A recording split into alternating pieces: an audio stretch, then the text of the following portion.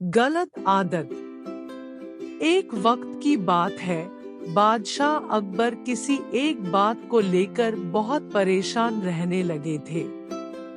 जब दरबारियों ने उनसे पूछा, तो बादशाह बोले, हमारे शहजादे को अंगूठा चूसने की बुरी आदत पड़ गई है।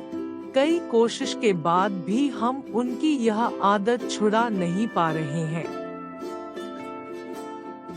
बादशाह अकबर की परेशानी सुनकर किसी दरबारी ने उन्हें एक फकीर के बारे में बताया, जिसके पास हर मर्ज का इलाज था। फिर क्या था, बादशाह ने उस फकीर को दरबार में आने का निमंत्रण दिया। जब फकीर दरबार में आया, तो बादशाह अकबर ने उन्हें अपनी परेशानी के बारे में बताया। फकीर ने बादशाह की पूरी बात सुनकर परेशानी को दूर करने का वादा किया और 1 हफ्ते का समय मांगा। जब 1 हफ्ते के बाद फकीर दरबार में आया, तो उन्होंने शहजादे को अंगूठा चूसने की बुरी आदत के बारे में प्यार से समझाया और उसके नुकसान भी बताए। फकीर की बातों का शहजादे पर बहुत प्रभाव पड़ा और उसने अंगूठा न चूसने का वादा भी किया। सभी दरबारियों ने यह देखा तो बादशाह से कहा, जब यह काम इतना आसान था, तो फकीर ने इतना समय क्यों लिया? आखिर उसने क्यों दरबार का और आपका समय खराब किया?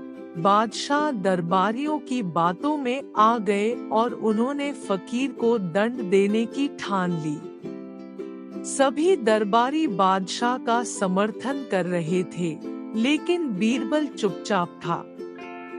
बीरबल को चुपचाप देख अकबर ने पूछा, तुम क्यों शांत हो बीरबल? बीरबल ने कहा, जहांपना गुस्ताखी माफ हो, लेकिन फकीर को सजा देने के स्थान पर उन्हें सम्मानित करना चाहिए और हमें उनसे सीखना चाहिए। तब बादशाह ने गुस्से में कहा, तुम हमारे फैसले के खिलाफ जा रहे हो।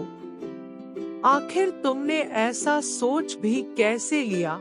जवाब दो। तब बीरबल ने कहा, महाराज, पिछली बार जब फकीर दरबार में आए थे, तो उन्हें चूना खाने की बुरी आदत थी। आपकी बातों को सुनकर उन्हें अपनी गलती का एहसास हुआ। उन्होंने पहले अपनी इस गंदी आदत को छोड़ने का फैसला लिया, फिर शहजादे की गंदी आदत छुड़ाई। बीरबल की बात सुनकर दरबारियों और बादशाह अकबर को अपनी गलती का एहसास हुआ और सभी ने फकीर से क्षमा मांगकर उसे सम्मानित किया। कहानी से सीख, हमें दूसरों को सुधारने के पहले खुद सुधरना चाहिए, इसके बाद ही दूसरों को ज्ञान देना चाहिए।